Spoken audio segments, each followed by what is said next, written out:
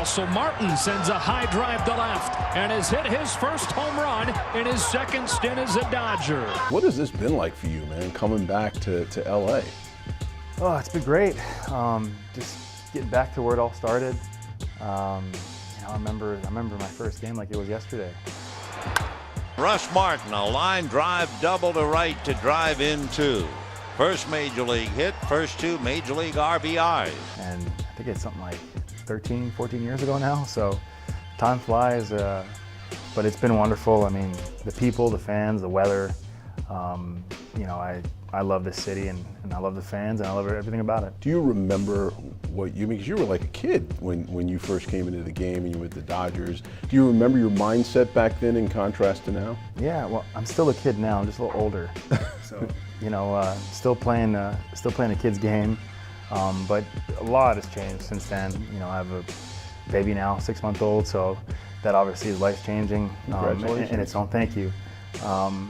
But yeah, I mean, getting called up 23 years old and thinking you know everything and playing hard and playing with reckless abandon to being a little older and still feeling good. Still definitely feel like I can contribute and still do things on the field and acquire a lot of experience but just have a better understanding of the game and how it works and how to be smart about it.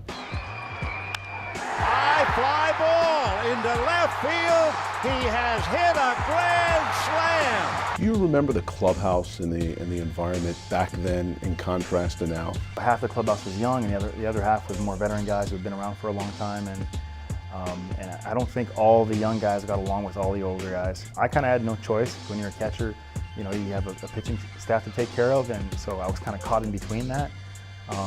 But there was definitely some tension, and we still had some good years. We still played well, but the clubhouse wasn't